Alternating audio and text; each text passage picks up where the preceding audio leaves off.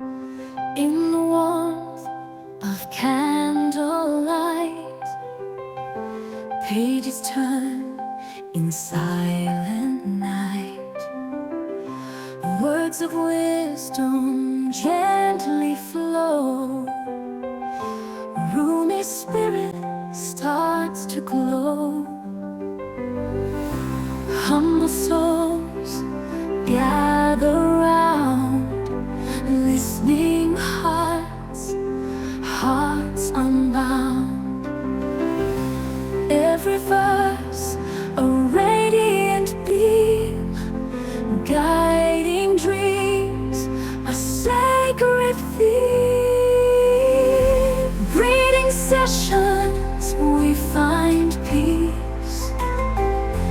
Rumi's words our minds release, lost in tales from times of old. Treasures in his verses told. In his mystic poetry, love and truth, the remedy. With each line we feel the grace, lighting up the darkest space. Silent prayers whisper sweet, with each verse our souls complete.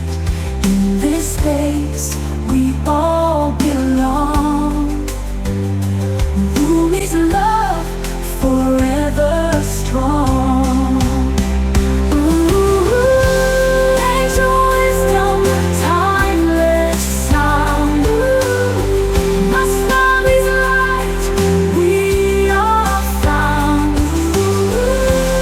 In these sessions, hearts unite, guided by the poet's light. These sessions we find peace. Rumi's words our minds release, lost in tales from times of old. Treasures in his verses told. In his mystic poetry, love and truth, the remedy.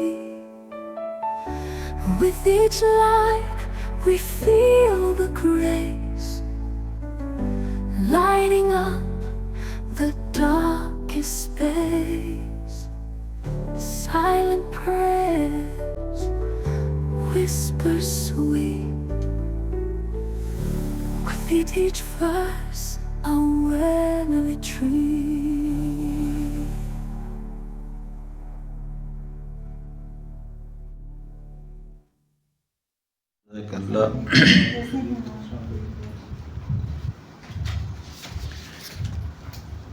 آج ہم جس شعر سے آغاز کر رہے ہیں وہ کچھ اس طرح ہے: جنگ پیغمبر مدور صلح شد، صلح ان آخر زمان ز آن جنگ بود. یہ لفظ بود ہے جو کہ بدھ شعری ضرورت کے تحت لکھا گیا ہے.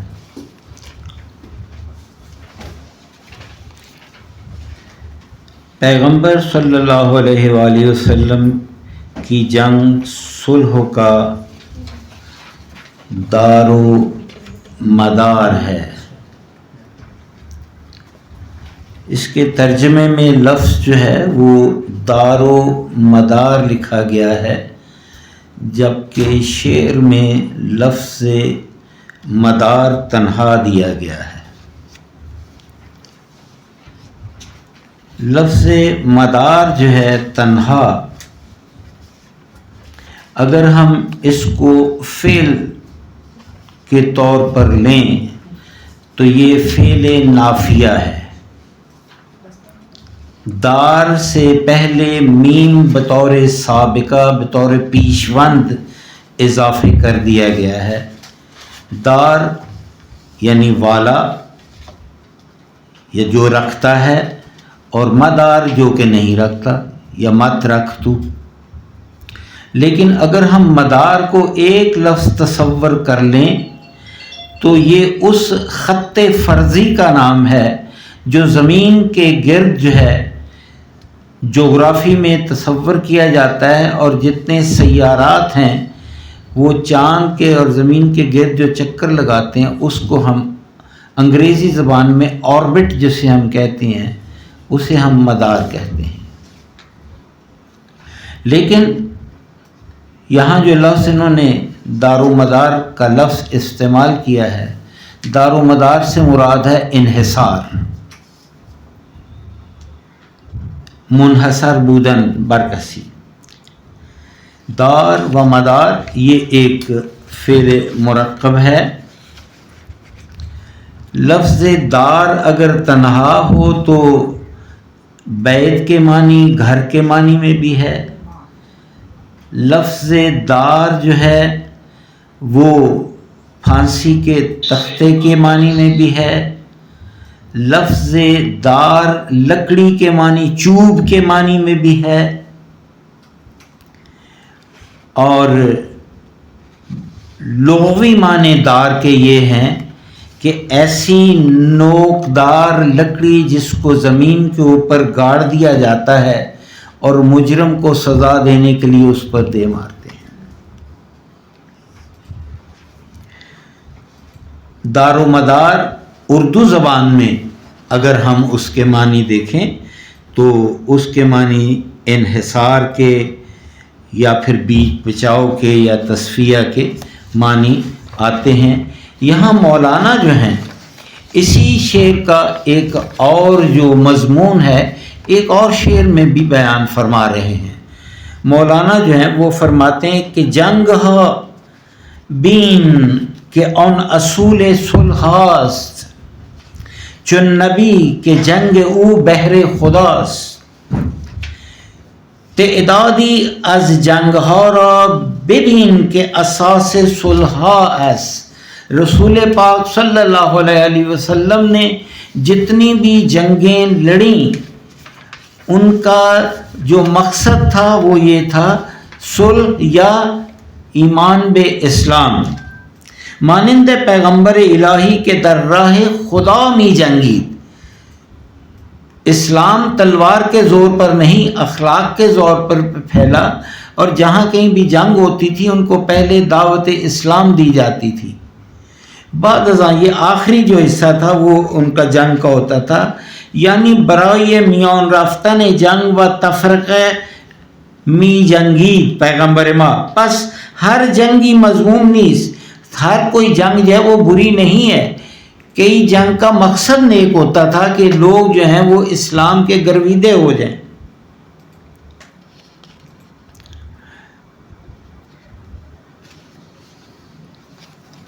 اما رسول خدا صلی اللہ علیہ وسلم کے می جنگید جنگ او از روی ہوای نفس و کشور گشائی نہ بود. رسول خدا کی جو جنگیں تھیں، جو غزوات تھے، ان کا مقصد کشور گشائی نہیں تھی، لوگوں کی زمین پر قبضہ نہیں تھا، بلکہ ان کو دعوت دین دینا تھا، اور یا پھر یہ تھا کہ آپس میں صلح ہو جائے اور وہ ہمارے ذمی بن کر جو ہیں وہ وہاں اپنی زندگی کو بسر کر سکیں.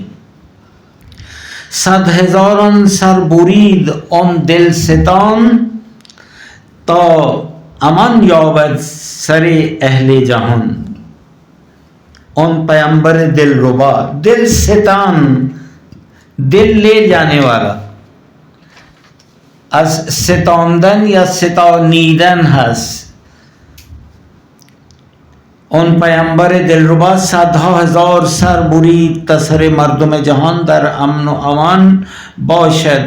100,000 بیان تکثیر است، یہ نہیں کہ انہوں نے لاکھوں جو تھے وہ قتل کیے، جنگوں میں، لیکن یہ صرف تعداد کو زیادہ کرنے اور ضرورت شعری کی تحت یہ لفظ جو ہے وہ 100,000 جو ہے وہ استعمال ہوا ہے۔ باغبان ز آن می برد شاخ خضر، یہ جو مالی ہوتا ہے وہ کئی دفعہ ہری شاخیں بھی کاٹ دیتا ہے۔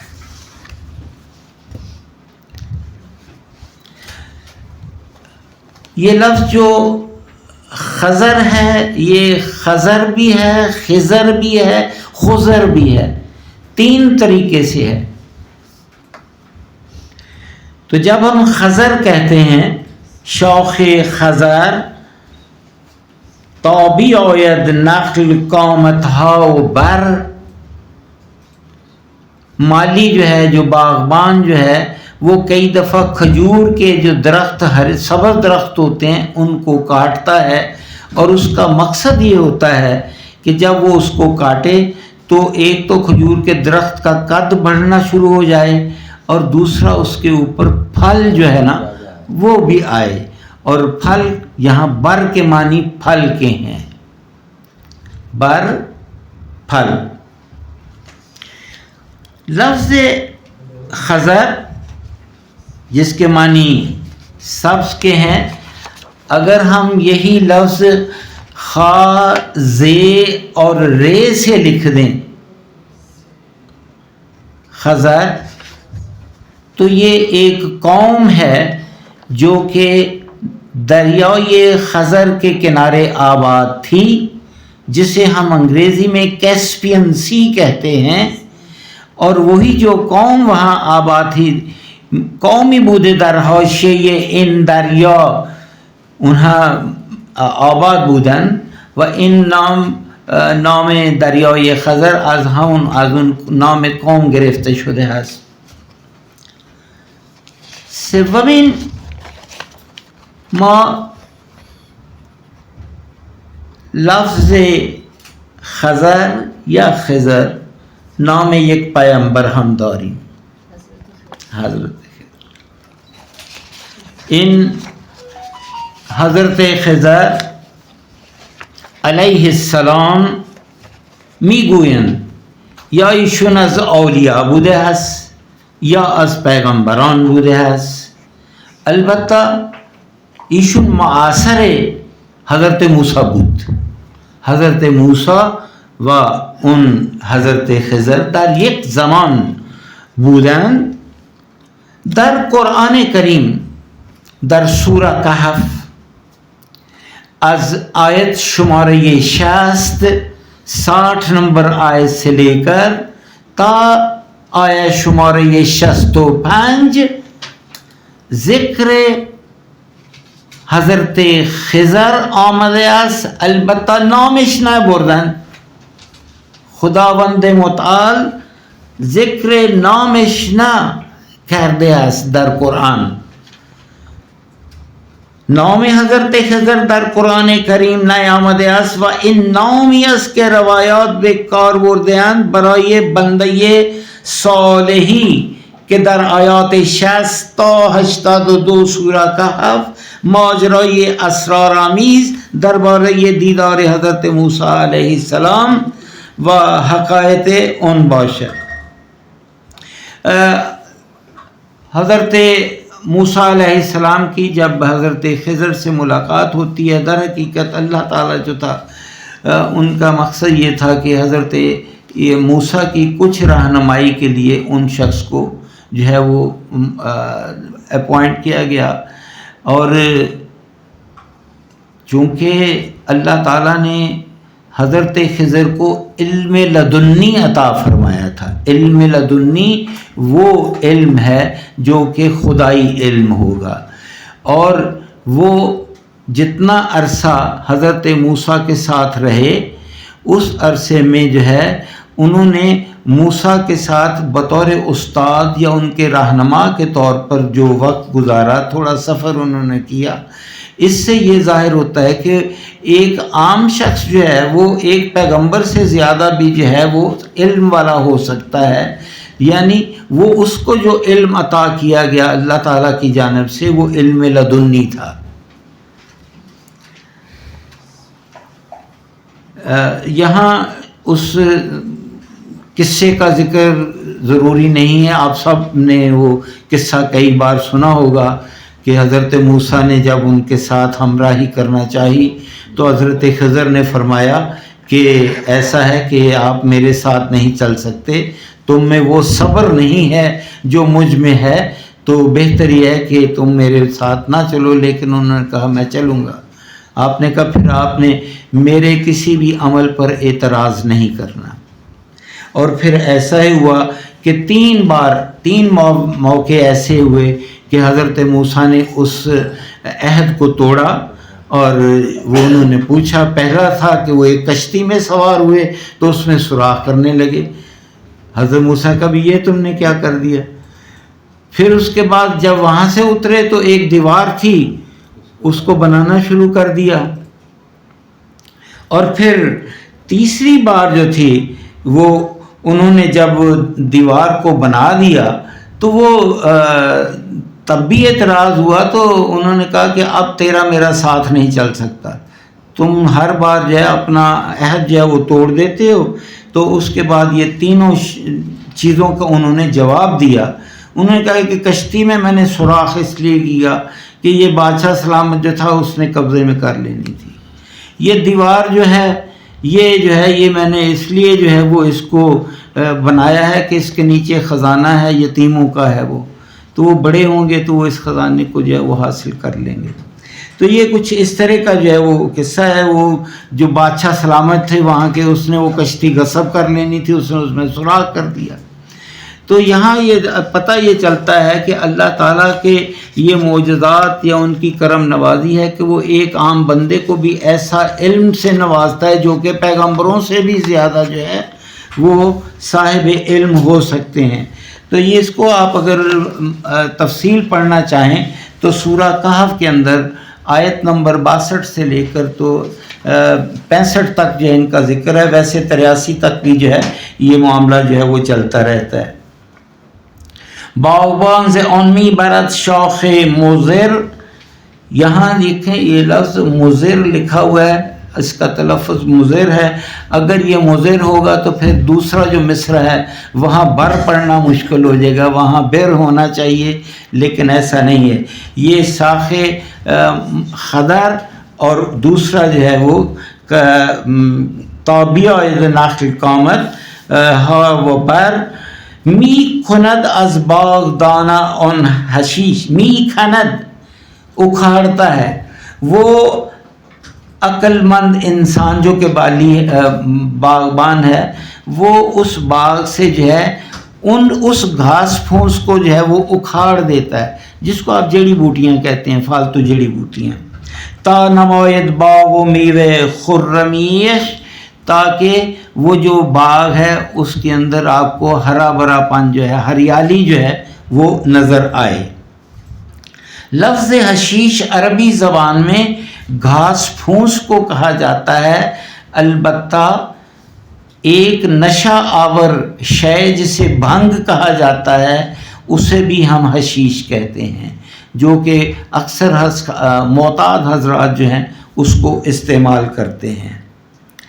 میکند دندان بدرا ان طبیب تا رہد از درد و بیماری حبیب، جب کوئی مریض کسی دندان پزشک، دندان ساز کے پاس جاتا ہے تو وہ اس کا وہ دانت جو کہ اس کے لیے نقصان دہ ہے، درد کا باعث ہے، اس کو نکال کر باہر پھینک دیتا ہے تاکہ اس کا جو مریض ہے، دوست ہے، حبیب جو ہے اس درد سے نجات حاصل کر لے۔ بس زیادت ہا درون نقص ہاس، لہذا جہاں کہیں نقصان ہوگا وہاں منافع بھی ہوتا ہے۔ مر شہیدان را حیات اندر فناست، اگر کوئی انسان اپنے کمالات کو پہنچنا چاہتا ہے تو وہ کمالات پر پہنچنے کا ایک ہی ذریعہ ہے کہ وہ پہلے کچھ نقصان اٹھائے، کیونکہ ہر کمال کے اندر نقصان چھپے ہوئے ہوتے ہیں جو کئی دفعہ بظاہر نظر نہیں آتے۔ چنانچہ اس کی مثال جو ہے وہ شہیدان کی طرف ہے۔ جو شہداء ہیں اگر وہ اپنی جان کا نذرانہ پیش نہیں کرتے، اپنے آپ کو اللہ کی راہ میں فناہ نہیں کرتے، اس وقت تک وہ ہمیشگی زندگی جو ہے جسے حیات جاودانی کہتے ہیں وہ حاصل نہیں کرتے۔ بس یہ ایک بہت بڑا نقصان جو جان کا نقصان ہے وہ ان کو ایک جو ہے ایک بقا والی زندگی جو ہے جو اس جہان کی زندگی ہے اس سے جو ہے وہ نوازتا ہے۔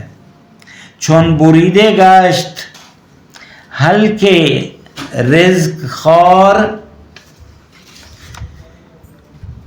رزق خور انسان کی طرف اشارہ ہے یہاں، کہ جب کوئی انسان جو ہے وہ قتل کر دیا جاتا ہے، اس کو شہادت کا درجہ مل جاتا ہے، یرزقون فرحین شد گوار۔ یہاں اس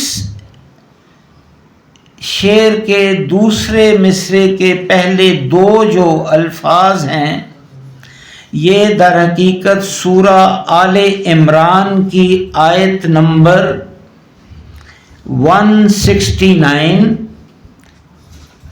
یہ جو پہلا لفظ یرزقون ہے یہ آیت نمبر 169 سے ہے، وفرحین دوسرا جو لفظ ہے یہ آیت نمبر 170 سے ہے۔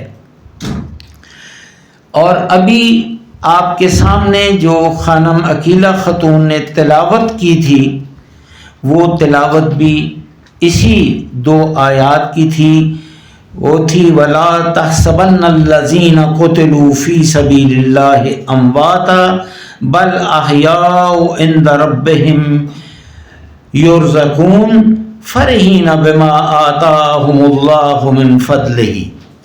تو یہ فرحین اور یرزقون جو ہے اس میں دونوں آیات کا احاطہ کیا گیا ہے۔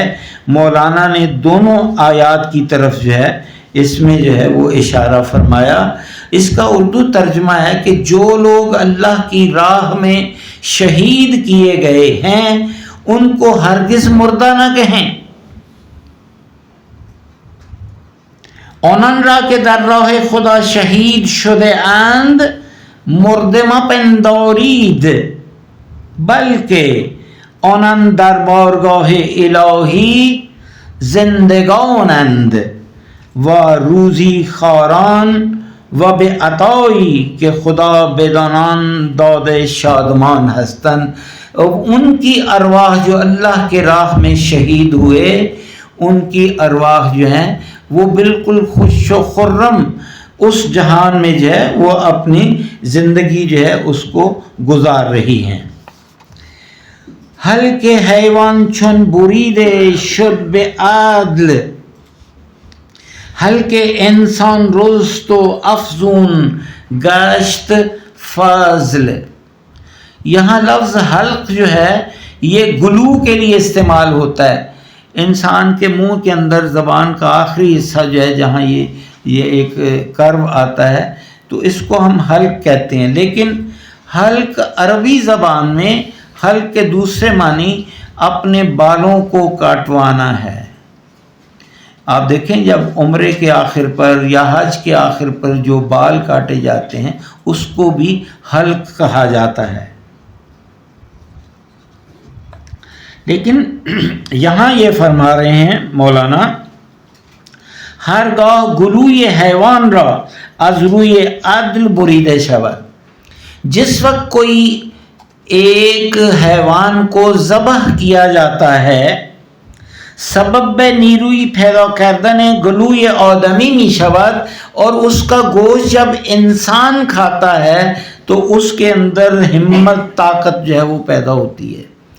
یعنی ایک حیوان کا ذبح کرنا، اس کے گوشت سے انسان کا فائدہ اٹھانا اس کی صحت، اس کے جسم کے لیے مفید ہوتا ہے. ما انسان ها اگر حیوانات را برای تغذیه خود بکشیم، در واقع حیوانات را نابود نمی کنیم، بلکه آنان را به مرتبه انسانی ارتقا می دهیم، زیرا اون حیوان پس از هضم جزو بدن انسان می شود. وہی حیوان کا گوشت جو ہے وہ آخر کار انسان کے بدن کا حصہ بن جاتا ہے، جس سے جو ہے اس کے جو ہے وہ اس کے صحت کی اور جسم کی افزائش بھی ہوتی ہے. حلقه انسان چون ببرد هین ببین تا چه زاید کن کیاس آن برین، وقتی که گلوی حیوان بریده شود و این ارتقا را پیدا می کند تو ببین که اگر گلوی انسان در حق راہ بریده شود چه معانی والائی حاصل. یہاں مولانا یہ فرما رہے ہیں کہ اگر ہم ایک حیوان کو ذبح کرتے ہیں تو وہ انسان کے لیے مفید ہوتا ہے، اور اگر انسان جو ہے وہ اللہ کی راہ میں قربان ہو جاتا ہے تو وہ کتنا ایک بلند مرتبہ جو ہے اس کو حاصل ہوتا ہے. یعنی اگر آدمی در برابر ہستی حقیقی بے فنائی عارفانہ رسد و برترین مرتبت می رسد، اور جو وہ شہید کے مرتبے کو جو پہنچتا ہے وہ ایک اعلیٰ ترین مرتبہ ہے جس میں انسان اپنی جان دے کر جو ہے اس کا حصول کرتا ہے. حلق ثالث زائد و تیمار گش، یہاں تیسری بات جو ہے یہاں حلق کا لفظ آیا ہے.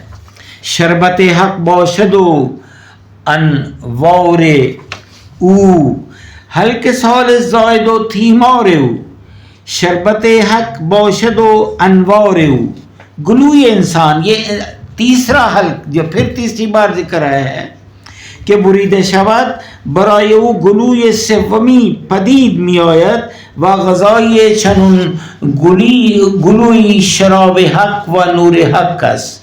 یعنی جب ایک آدمی اللہ کی راہ میں شہید ہو جاتا ہے تو اس کو جو شربت حق ملتا ہے وہ بھی در حقیقت وہ ایک شربت مانوی سے اس کا حقدار ہوتا ہے. وقتی کہ آدمی از جنبہ جسمانی و نفسانی خود رہا شود، مستعد اشراقات ربانی می گردد. اور جس وقت یہ انسان اگر جو ہے وہ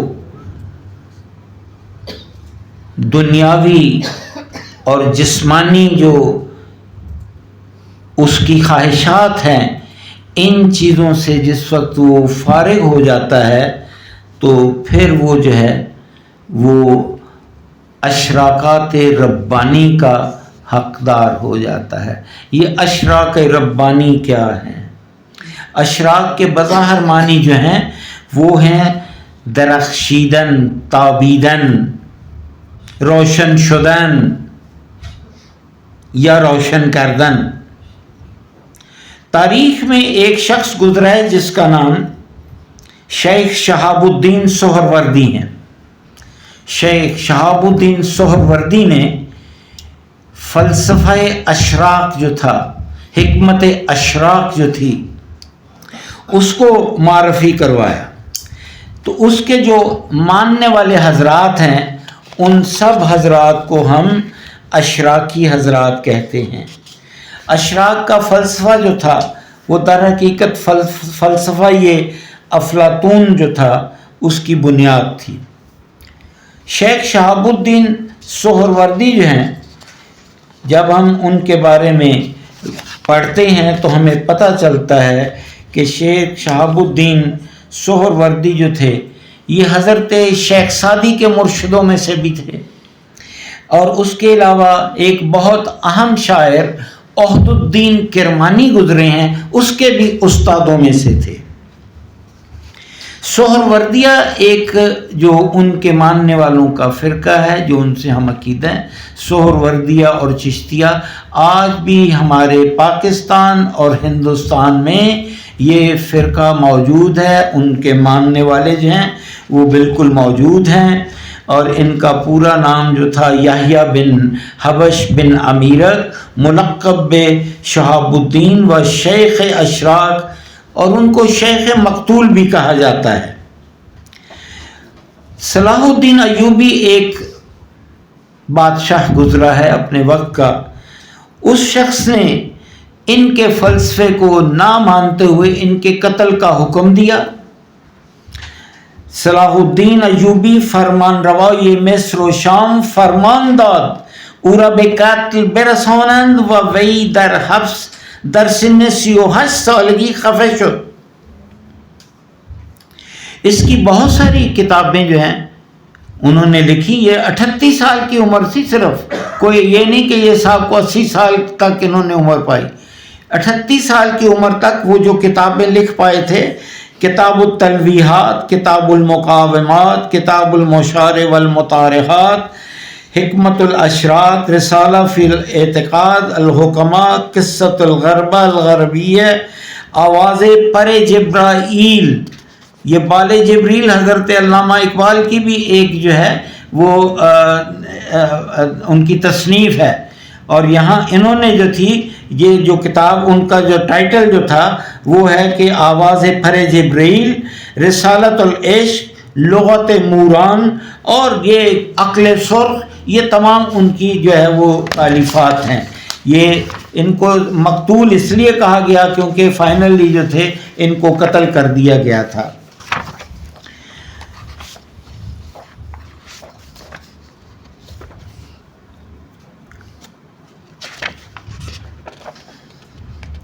حلق سالس زائد و تیمار او، شربت حق باشد و انوار او۔ یہ لفظ تیمار جو ہے، تیمار سے مراد ہے پرستاری و نوازش و مراقبت شخصی کے مریض باشد۔ اگر کوئی بیمار ہو تو اس کے اوپر نوازش کرنا، مہربانی کرنا، اس کی تیمارداری کرنا، نرسنگ کرنا، پرستاری کرنا اس کو ہم تیمار کہتے ہیں۔ البتہ ہمارے ہاں فارسی زبان میں ہاسپٹل کے لیے ایک لفظ ہے بیمارستان اور ایک لفظ ہے تیمارستان۔ جو تیمارستان ہے یہ مینٹل ہاسپٹل ہے، جس کو ہم مستشفی المجانین بھی کہتے ہیں۔ جو لوگ دماغی امراض کا شکار ہوتے ہیں اس کو ہم تیمارستان کہتے ہیں۔ حلق ببرید خورد شربت ولی و حلق او لا رست مرده در بلا۔ یہاں ولا کا لفظ ہے، میں ولی پڑھ گیا ہوں۔ حلق ببرید خورد شربت ولا و حق از حلق از لا رست مرده در بلا۔ وہ شخص جس کو شہید کیا جاتا ہے، قتل کیا جاتا ہے، یعنی گلوی بریدئی از شراب حق میں نوشد۔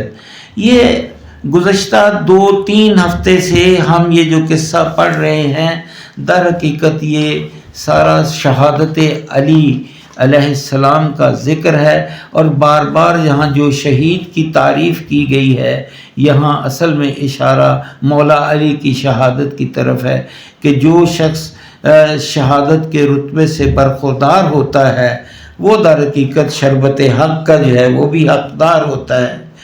گلوی بریدے از شراب حق می نوشد کہ از ان جہان فانی رستے باشد، وہ اس جہان فانی سے آزاد ہو جاتا ہے، و در اسبات وجود حق فانی شده باشد، اور وہ اللہ تعالیٰ کے حضور میں جو ہے وہ فنا ہو جاتا ہے۔ یہاں یہ دوسرا جو مصرع ہے، حلق از لا رست مرده در بلا، یہ جو لفظ بلا ہے یہ در حقیقت جو ہے کلمہ یہ بلا جو ہے یہ اشارہ ہے میثاق الست کی جانب۔ جس کو ہم عالم زر بھی کہتے ہیں. لفظ زر، زال رے زر ہے، زیر زر نہیں. اگر زیر زر باشد ہو تو اس کے معنی ہوتے ہیں طلا یا پیسہ، مال، دولت، زر. لیکن اگر زال رے زر ہوگا تو اس کے معنی چونٹی ہے، مورچے. اور عالم زر سے مراد ہے بالکل وہ عالم جو کہ چونٹیوں سے متعلق ہو. چونکہ حضرت آدم علیہ السلام سے جو ان کے آگے بچے جو تھے، جو ان کی کمر سے جو تھے، ان کا اخراج جو تھا وہ بالکل چونٹیوں کی مانند تھا. یہاں اشارہ ہے اصل میں اس میثاق کی طرف جس کو ہم نے جو ہے سورہ اعراف کی آیت نمبر 172 جو ہے اس کے اندر اللہ تعالیٰ نے بیان کیا، اور یہ ہے الست بربکم، کیا میں آپ کا خدا نہیں ہوں؟ تو وہ جو تمام ارواح وہاں حضور تھا جن کا، انہوں نے جواب دیا بلا، کیوں نہیں. تو یہ الست اور بلا کی طرف جو اشارہ ہے، یہ در حقیقت اللہ تعالیٰ نے تمام ان ارواح کو جنہوں نے ابھی اس دنیا میں آنا تھا اور جو آ چکی تھی، سب کو ایک جگہ اکٹھا کر کے ان سے یہ عہد لیا، ان سے یہ پوچھا کہ کیا میں تمہارا رب نہیں ہوں؟ تو انہوں نے جواب دیا بلا شاہدنا، بالکل آپ ہی ہمارے رب ہیں، ہم اس کی گواہی دیتے ہیں. تو اس وہ جو اکٹھ تھا اس کو ہم جو ہے وہ عالم زر بھی کہتے ہیں.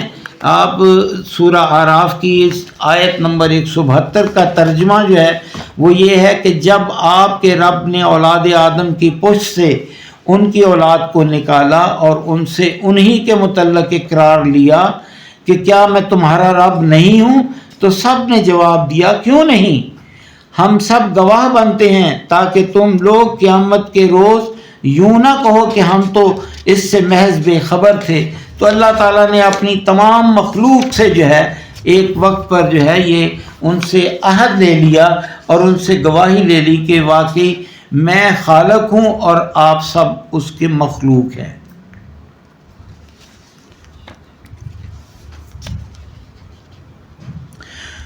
بس کن ای دون ہمت کوتاہ بنان، توقیت باشد حیات جان بنان. یہاں اس شعر کے اندر پہلے شعر کا جو پہلا مصرع ہے وہ ختم ہو رہا ہے کوتاہ بنان. بنان سے مراد انگشت ہے، انگلی کی جو پوری ہے اس کو بھی، پور کو بھی ہم بنان کہتے ہیں. اور جو دوسرا مصرع ہے یہاں ہے تاکیت باشد حیات تے جان بنان. یہاں بے جدا ہے، وہاں بے اس کے رہا. اس کو ہم صنعت تجنیس کہتے ہیں. شاعری میں ہمارے ساتھ ماشاءاللہ استاد تشریف رکھتے ہیں تنویر حیدر نقوی صاحب. تو یہاں دیکھیں کہ اگر ہم پڑھتے ہیں پہلا جو بنان ہے اس سے مراد انگلیاں ہیں، اور جو دوسرا بنان ہے اس سے مراد روٹی کو ہے. تو ایک ہی شکل کے دو مختلف الفاظ کو شعر کے اندر استعمال کرنا مختلف معانی کے ساتھ، یہ ایک شاعر کا کمال ہوتا ہے، جو کہ یہاں مولانا نے اس کا کمال کا اپنے کا اظہار کیا ہے. اور وہ فرماتے ہیں اے کہ توجہ و نظرات تنہا بے ہمی دنیا تعلق دارت، قادر نیستی کہ بے جہان بالا دست رسی پہ. وہ شخص جو کوتاہ بنان یہاں بتایا کہ جس کے ہاتھ چھوٹے ہیں یا جس کی دسترس جو ہے بالا نہیں ہے، وہ بہت بڑی ارتقا تک نہیں ہے، تو اس طرف یہ اشارہ کیا جائے ہے. جانت را تنہا محدود بے نان و طعام بکنی، اور وہ لوگ جو ہے جو اپنی ارتقاء کے لیے، اپنی جو ہے بلندی درجات کے لیے کوشش نہیں کرتے، تو ان کی جو اصل منتہا ان کی خواہشات ہوتی ہیں وہ روٹی سے آگے نہیں جاتی. زن شده میوهی مانند بید که آبرو بردی پی نان سفید.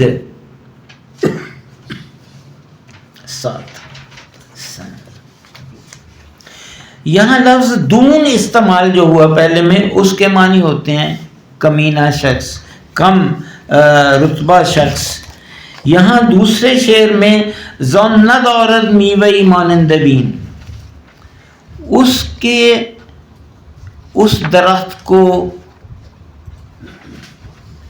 بید کے درخت کی طرح کوئی پھل نہیں لگتا.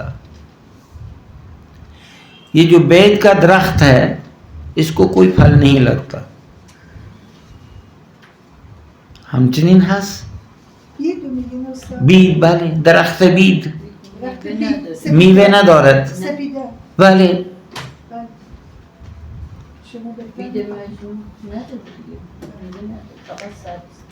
سادی این را خوب گفته است، توضیح داده است درباره این. سادی میگوید ابر اگر آب زندگی بارد هرگز از شاخ بید بر نخوری.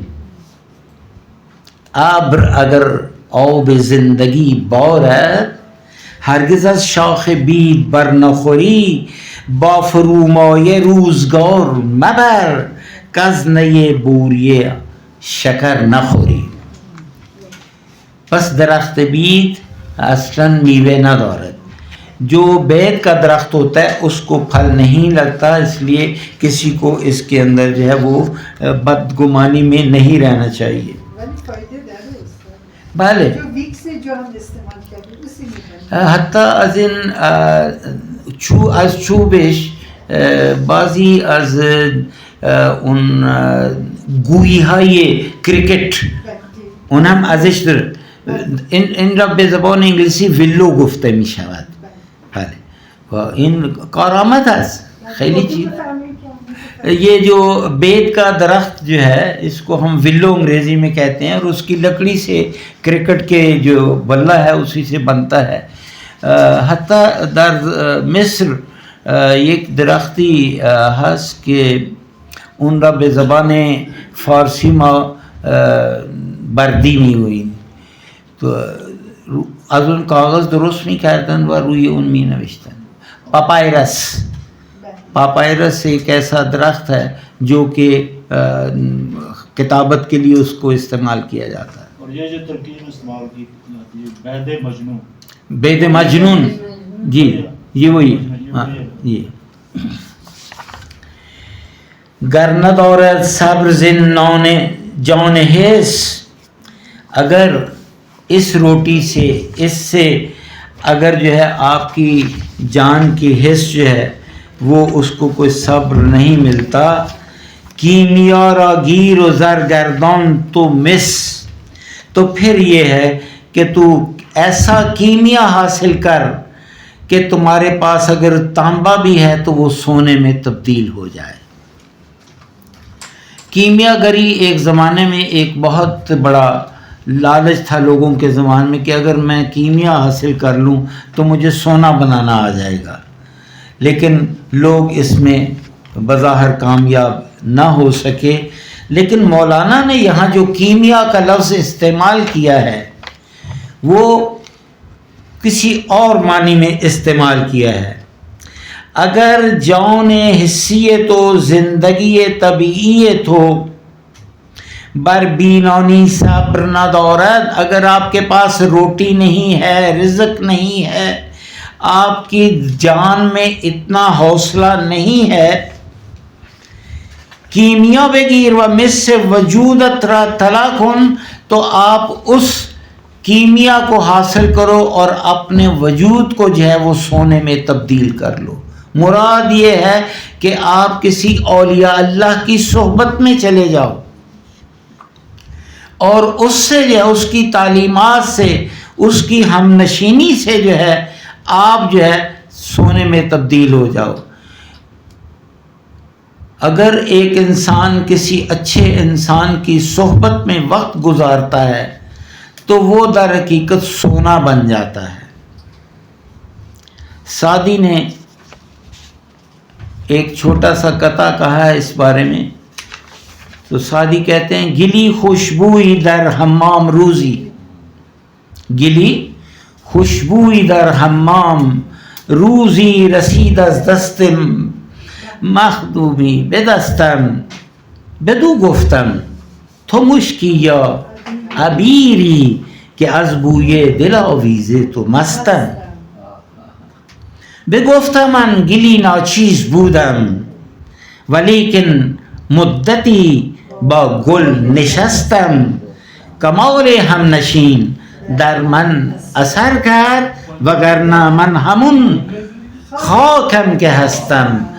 اگر ایک انسان کسی ولی اللہ کی خدمت میں وقت گزارتا ہے، اس کی ہم نشینی کرتا ہے، تو اس کا حال اسی مٹی کی طرح ہے کہ جو پھول کے ساتھ اگر کچھ وقت گزارتی ہے تو وہ ایک خوشبودار جو ہے مٹی میں تبدیل ہو جاتی ہے.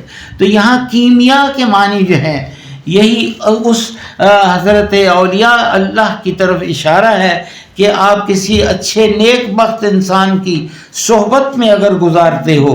کیمیا در اینجا کنایا صحبت و ہم نشینی با انسان کامل و عارف واصل است کہ کلام او به مانند کیمیا مس وجود آدمیان را به طلای معنوی مبدل می سازد.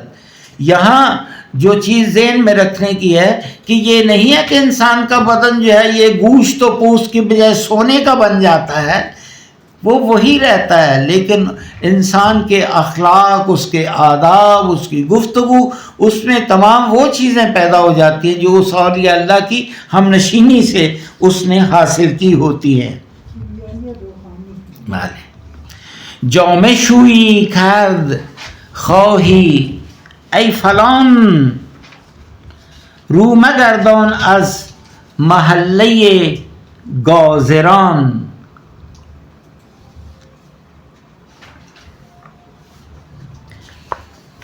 اے فلانی اگر میخواہی جامعت را بشوئی. اے شخص، مولانا نے ایک عام شخص کو خطاب کر کے اگر تو چاہتا ہے کہ تمہارا لباس جو ہے وہ بالکل صاف ستھرا ہو، پاک صاف ہو، تو جاؤ پھر دھوبیوں کے محلے میں چلے جاؤ. گازر کے معنی ہے لباس شور، دھوبی.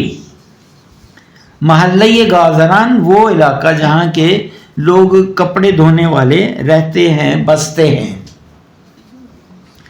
لیکن اس شعر کے باقی کے کچھ چیزیں پڑھنے سے پہلے میں آپ سے گزارش کرتا ہوں کہ قرآن حکیم کی ایک نہایت ہی اہم سورت سورہ مدثر ہے.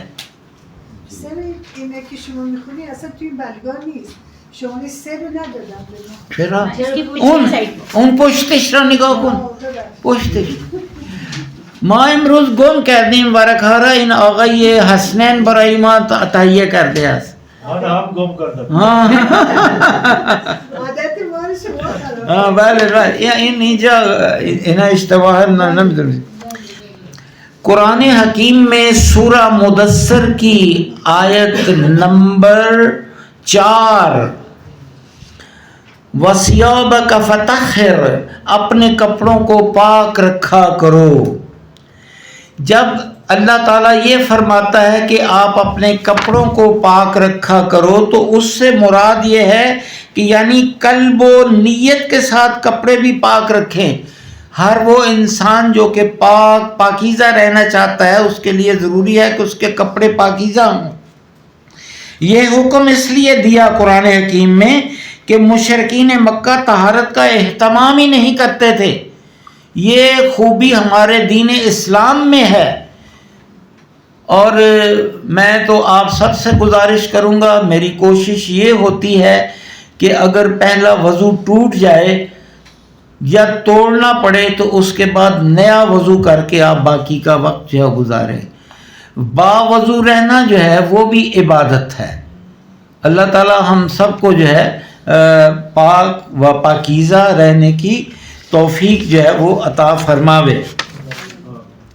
گازر کا لفظ جو ہے یہ دھوبی کے لیے استعمال ہوتا ہے، جس کو ہم عربی زبان میں کسار بھی کہتے ہیں.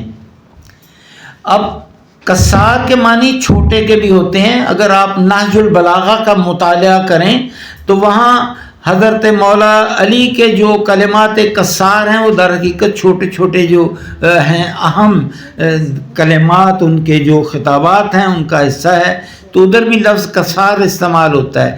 املا میں کوئی فرق نہیں ہے، وہی کسار کے معنی دھوبی کے بھی ہیں، جس کو جو ہے ہم گازر کہتے ہیں.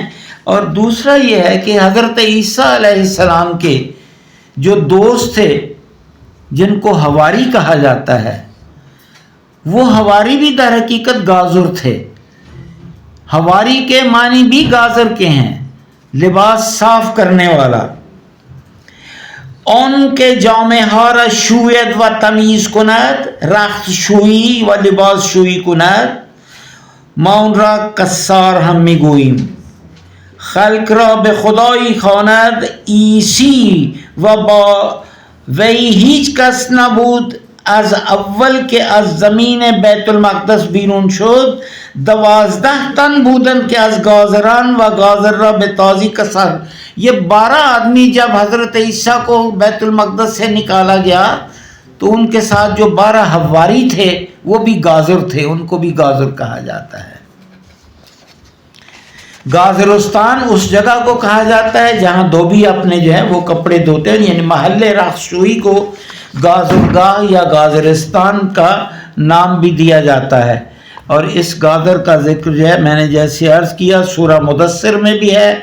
گرچه نان به شکست مر روزه تو را در شکست بند پیچ و برتر آو، اگرچہ نان روزے تو را می شکند. اگر ہم روٹی کھاتے ہیں تو انسان کا روزہ ٹوٹ جاتا ہے.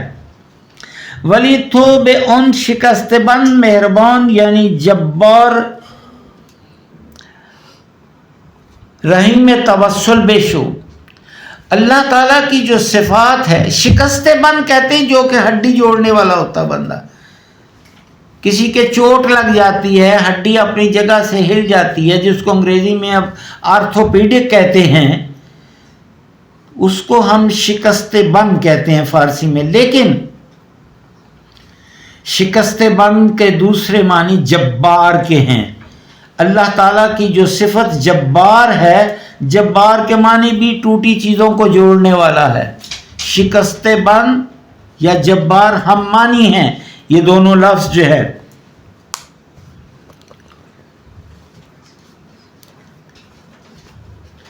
چون شکست بند آمد دست او پس رفو باشد یقین اشکست او. اینک که دست توانایی خداوند شکست ها را التیام می بخشد. اللہ تعالیٰ کا ہاتھ یہاں جو ہے یہ ایک اللہ تعالیٰ کا ہاتھ بظاہر ہاتھ نہیں ہوتا، لیکن یہ ہے کہ یہ اس کو ہم شاعری کی زبان میں جناب تنویر صاحب پرسونیفیکیشن کہتے ہیں، یعنی تشخیص اور تجسیم دینا. وہ چیز یعنی اللہ کا ہاتھ اس کو قرار دینا کہ اللہ تعالیٰ کا ہاتھ بظاہر نہیں دیتا دکھاتے. انک دست توانائی خداوند شکست ها را التیامی بخشد یعنی ان کو جو ہے صحت دیتا ہے. و نقائص ممکنات را جبران می کند پس شکستن او تنہا شکستن نیست بلکہ التیام دادن است. اللہ تعالیٰ جو ہے جب کوئی چیز کو توڑتا ہے تو وہ توڑتا نہیں بلکہ اس کو جوڑتا بھی ہے.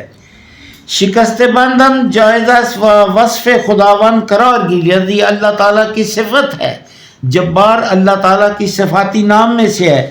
وہ ہم انسان کامل کے خلیفہ ہوس، اور جو اللہ تعالیٰ کا خلیفہ انسان ہے اس کے اندر بھی وہ صفات پائی جاتی ہیں کہ وہ شکست بند ہے، وہ ٹوٹی پھوٹی ہڈیوں کو جوڑتا ہے تو یہاں یہ شکستہ بند جو ہے در حقیقت اللہ تعالیٰ کا ایک دوسرا روپ ہے جس کا یہاں ذکر کیا گیا ہے. گر تو اون را بشکنی گوید بیا تو درستش کن نداری دست و پا. اگر موجودیت معنوی خود را بشکنی حق تعالی در گوش جان تو ندا دهد که بیا و این موجودیت شکستیت را التیام بده، ولی تو اون دست و پا یعنی قدرت و استعداد اون را نداری کہ شکست را پیوند بزنی.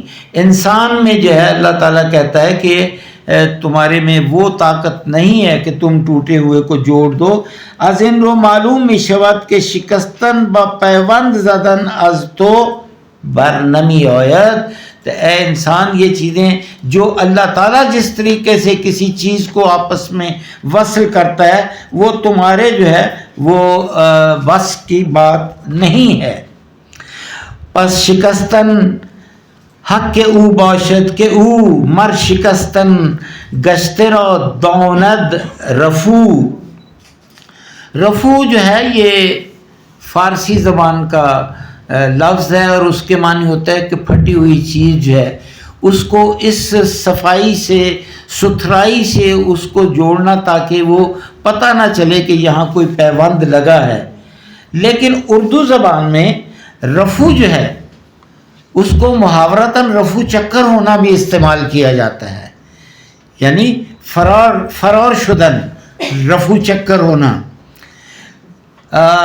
در زبان فارسی ما یک کلمه داریم جیم شدن. اون جیم شدن هم همونطور هست، یعنی از جایی از مدرسه فرار شدن یا از یک جلسه خوبی هم فرار شدن، جیم شدن. وہ ان بے زبان اردو رفو چکر ہونا جو ہے ہم استعمال کرتے ہیں.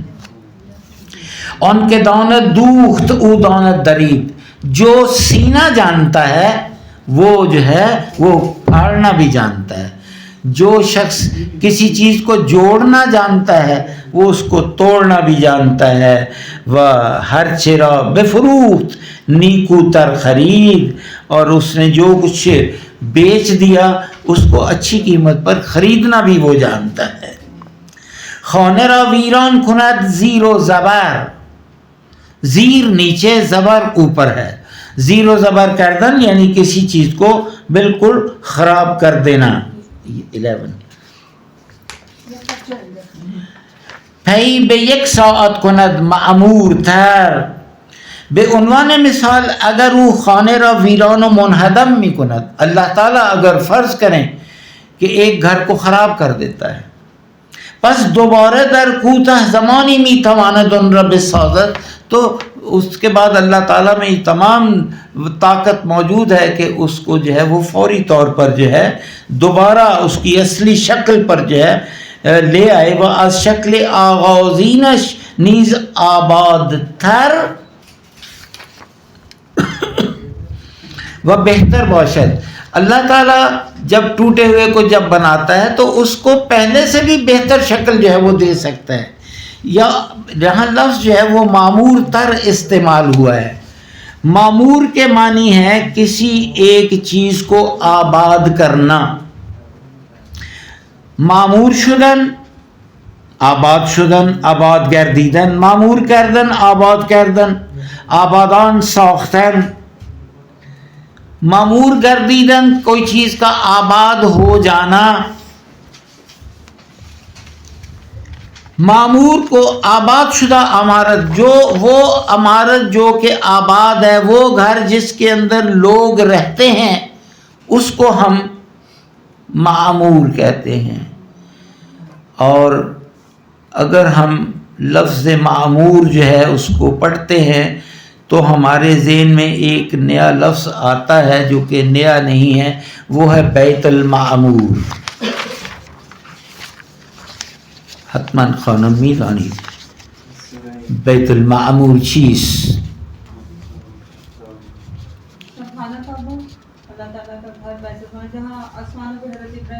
جی، بیت المعمور یعنی آباد گھر، فرشتوں کا کعبہ. 7वें आसमान पर काबत अल्लाह के ऐन बराबर, जहाँ मक्का में खाना काबा है, इसके बिल्कुल ऊपर उसके बराबर जो है 7वें आसमान पर जो है एक बैत है जिसे हम बैत मामूर कहते हैं, और वहाँ हर वक्त सुबह से शाम तक 70,000 फरिश्ते जो है वो तवाफ़ में मशगूल रहते हैं। बैत मामूर क्या है, इसकी छोटी सी मैं तफसील आपकी खिदमत में बयान करता हूँ। बैत मामूर आबाद घर, जिससे मुराद खाना काबा और दीगर इबादत खाने हैं जो कि आबिदीन से आबाद हैं, इबादत करने वालों से वो आबाद हैं। ये कसरत ज़ायरीन की वजह से आबाद घर कहलाता है। आप अगर अपने टीवी पर 1 नंबर दबाएं ना तो आपको फौरी तौर पर मक्का का जो है ना वो नशरियात मुबाशिर वहाँ मिल जाती हैं। तो आप देखें, तो मेरा मामूल है कि मैं सुबह की नमाज के वक्त वो ऑन करता हूँ तो सामने खाना काबा जो है ना उसमें तवाफ़ वहाँ नज़र आ रहा होता है। तो वो खाना काबा जिसके अंदर ज़ायरीन बड़ी तादाद में मौजूद हों, उसको मामूर हम कहते हैं अरबी ज़बान में। ये फरिश्तों का वो काबा है जिसमें हर रोज़ 70,000 फरिश्ते इबादत और तवाफ़ के लिए आते हैं, और एक दफ़ा तवाफ़ के बाद उनको क़यामत तक दोबारा मौका नहीं मिलेगा, और हर रोज़ नए 70,000 फरिश्ते आ जाते हैं। अब आप फरिश्तों की तादाद का अंदाज़ा यहाँ से कर सकते हैं।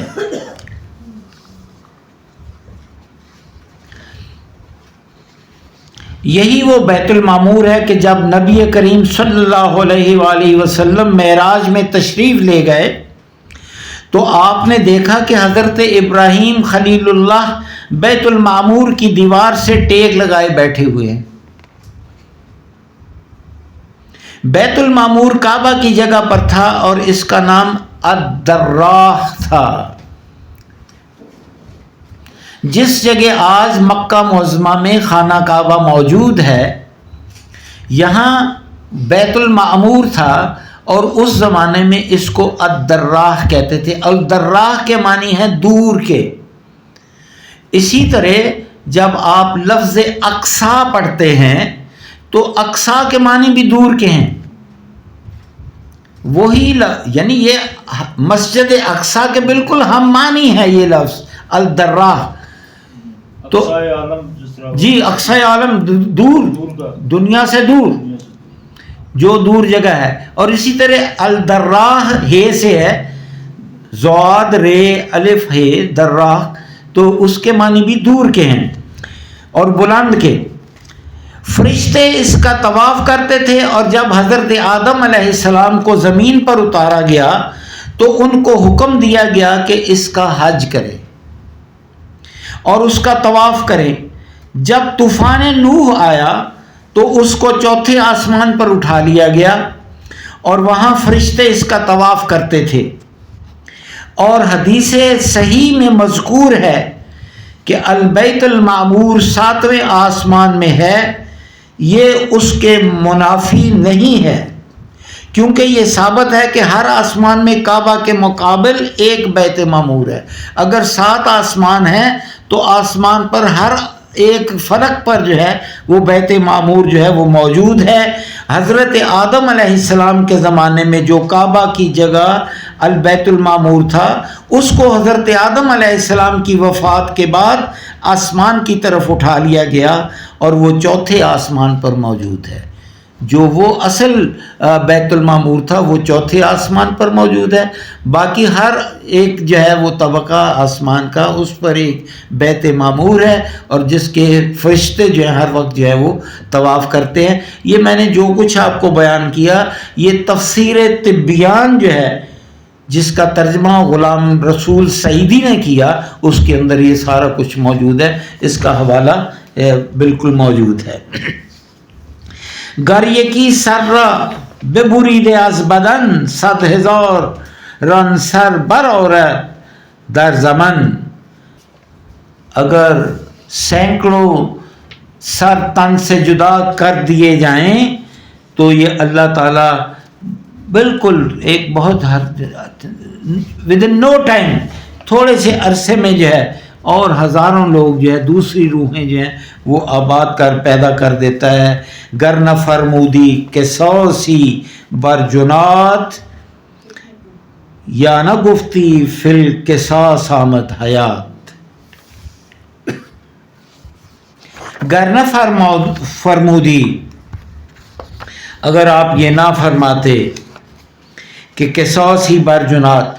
جنات یہاں جو ہے لفظ یہ در حقیقت جنایت ہے، قتل و غارت کرنا. اگر کسی قتل کے مقابلے میں قصاص کا حکم نہ دیا جاتا، یا نہ گفتی فی القصاص آمد، تو پھر اس کا مطلب ہم نہ کہتے. قصاص در حقیقت یہ ہے اس کے اندر زندگی ہے. اس کی وجہ یہ ہے کہ جو شخص کسی کو قتل کرنا چاہتا ہے وہ جانتا ہے کہ اگر میں نے اسے قتل کیا تو دین اسلام، شریعت اسلامی کے تحت اس کا سر بھی قلم کر دیا جائے گا، تو بہتر ہے میں اس کو قتل نہ کروں تو میں اپنی زندگی کو بچا لوں.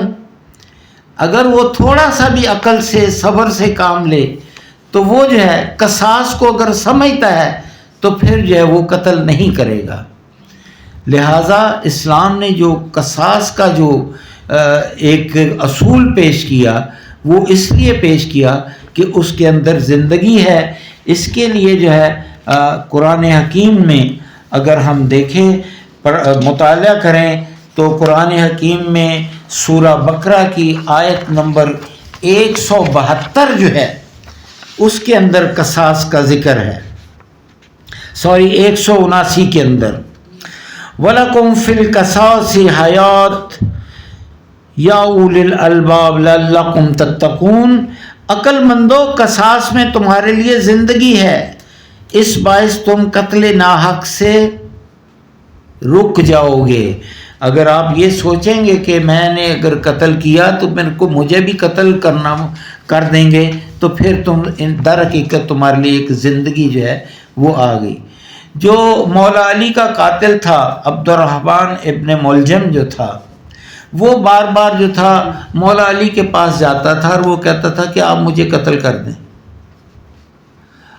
آپ نے اس کو فرمایا کہ دیکھیں میں تمہیں قتل کیسے کر دوں، کہ اس لیے کہ میں نے چونکہ آپ کو قتل کر دینا ہے تو اس لیے آپ مجھے قتل کر دیں. مولا علی نے ایک بڑا اہم نقطہ یہاں بیان فرمایا. آپ نے یہ فرمایا کہ ہم قتل سے پہلے قصاص نہیں لیتے، قتل ہوگا تو قصاص ہوگا ورنہ قصاص نہیں ہے. جبکہ ابن ملجم مرادی جو تھا اس کا اصرار یہ تھا کہ آپ مجھے قتل کر دیں، میں نے آپ کو قتل کرنا، کہ میں تو قتل ہوا نہیں تو میں تمہیں کیسے قصاص میں قتل کر دوں. جرم سے پہلے قصاص ہو ہی نہیں سکتا. یہاں اس کی تفسیر میں جو کچھ لکھا ہے وہ یہ ہے کہ جب قاتل کو یہ خوف ہوگا کہ میں بھی قصاص میں قتل کر دیا جاؤں گا تو پھر اسے کسی کو قتل کرنے کی جرأت نہیں ہوگی. اور جس معاشرے میں یہ قانون قصاص نافذ ہو جاتا ہے وہاں یہ خوف معاشرے کو قتل و خونریزی سے محفوظ رکھتا ہے، جس سے معاشرے میں نہایت امن اور سکون رہتا ہے.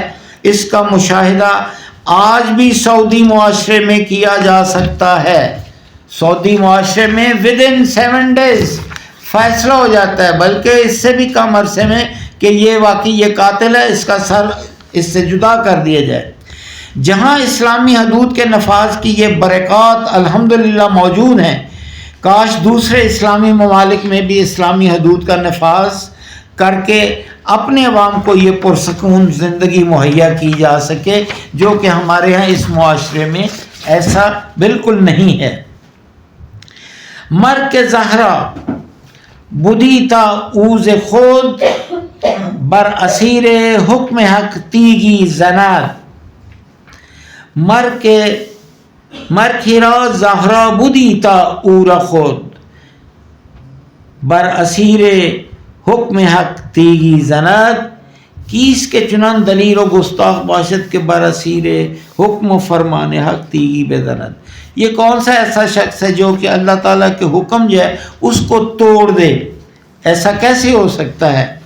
یہاں لفظ جو ہے وہ زہرا جو استعمال کیا ہے کہ مر کی را زہرا، یہ زہرا کے معنی یہاں کیسہ یہ صفرا ہے، جرأت کے معنی میں، دلیری کے معنی میں ہے، طاقت. کون سا ایسا شخص ہے کہ جس میں یہ ہمت ہو کہ وہ جو ہے وہ اللہ تعالیٰ کے قوانین کو جو ہے وہ توڑ سکے. لفظ زہرا جو ہے اس کو جو ہے ایک ستارہ ہے جس کو ہم ناہید کہتے ہیں، اور ناہید کو ہم زہرا بھی کہتے ہیں.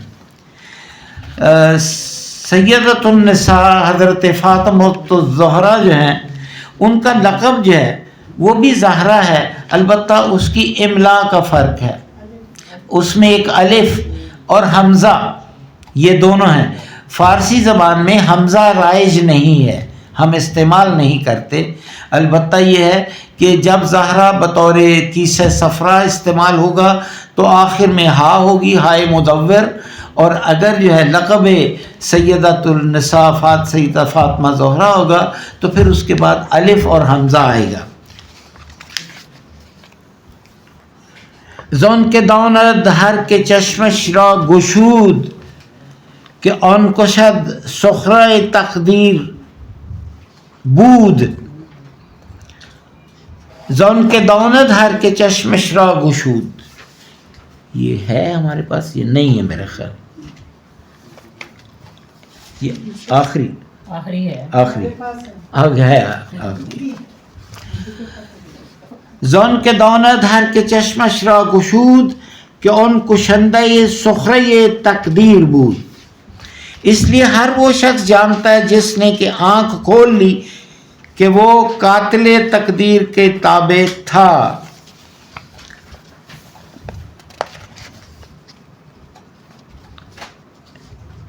یہ میرے پاس ہے آگے. ہاں یہاں سخرہ تقدیر جو ہے لفظ ہے سخرے. سخرے کے معنی ہے کسی شخص کو زبردستی کسی کام کے لیے کسی کام پر مجبور کرنا. اردو زبان میں کہتے ہیں کسی سے بیگار لینا، فارسی میں کثیرہ بسخرے گرفتن، بزور بیگار پر لگا، اس کو اس کی اجرت نہ دینا، مفت میں اس سے کام لینا. لیکن یہ سخرے سین کی بجائے اگر ہم صاد سے لکھ دیں تو وہ صخرے بن جائے گا. اگر وہ صخرے ہے تو وہ پتھر ہے، لیکن جب آپ صخرے جائیں تو اس کے ساتھ ایک اور جو ہے پس منظر بھی ہے، اور وہ ہے صخرۃ النبی. یہ جو بیت المقدس کا آپ سنہری گنبد دیکھتے ہیں، وہاں کوئی مسجد نہیں ہے، کوئی چیز نہیں، وہاں ایک چٹان ہے، پتھر ہے بہت بڑا. مجھے اللہ تعالیٰ نے شرف عطا کیا کہ میں نے وہاں 2 رکعت نماز پڑھی اس صخرۃ النبی پر. مسجد وہ بیت المقدس میں، بیت المقدس کا جو سنہری گنبد ہے اس کے نیچے جو ہے وہ پتھر ہے جس کے اوپر رسول پاک صلی اللہ علیہ وآلہ وسلم نے جب وہ معراج کے لیے جب تشریف لے جا رہے تھے تو انبیاء علیہم السلام کی امامت فرمائی.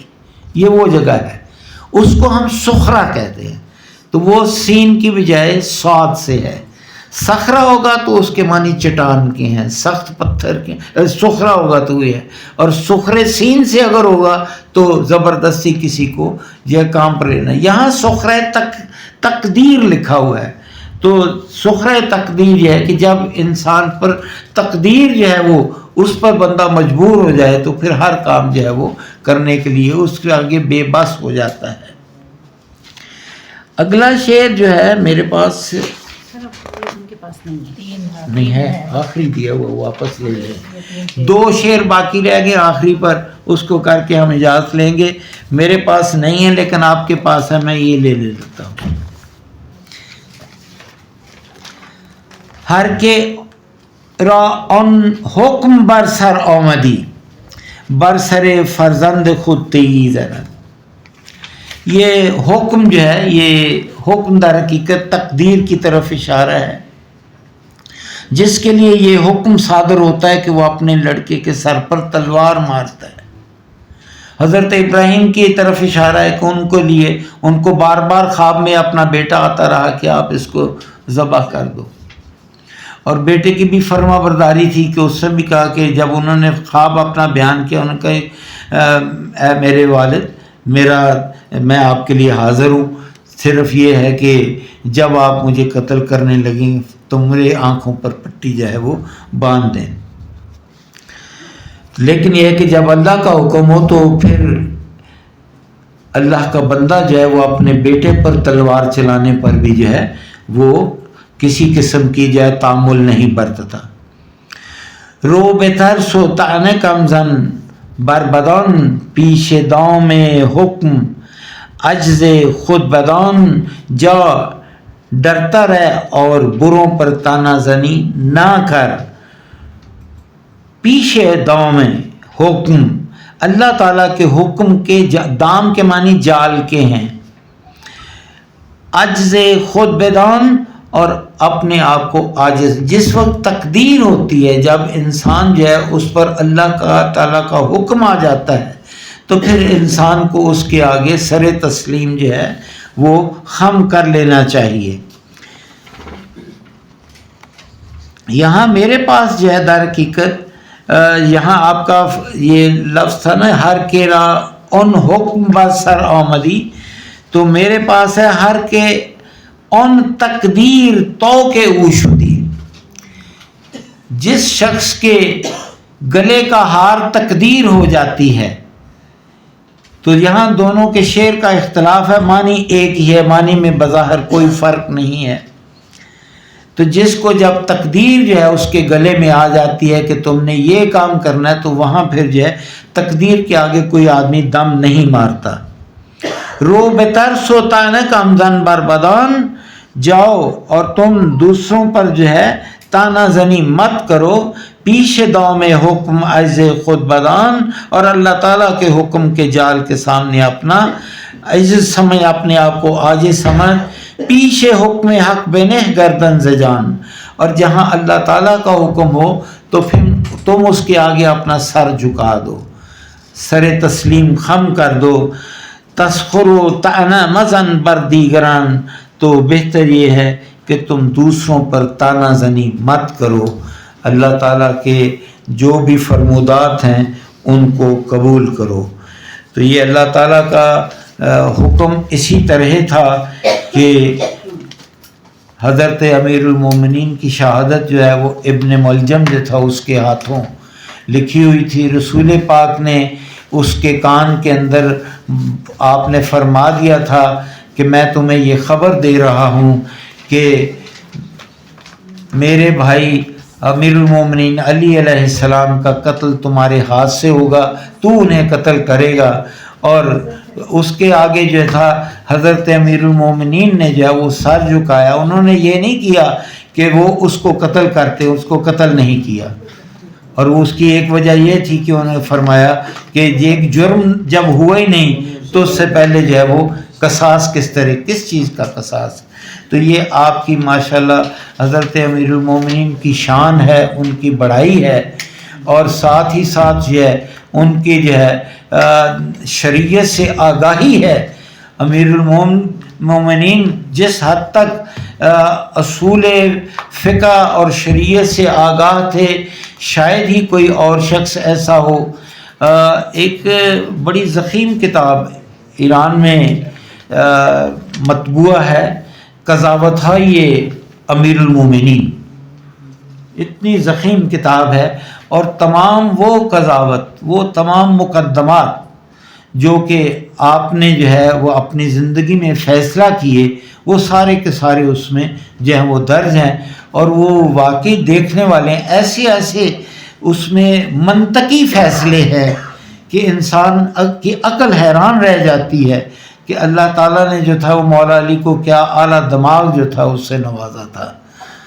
اللہ تعالیٰ جناب ہمیں جو ہے وہ ان کے بارے میں زیادہ پڑھنے اور مطالعہ کرنے کی توفیق عطا فرمائے، آمین۔ ہمارے حکمرانوں کو بھی عدل سمجھنے کی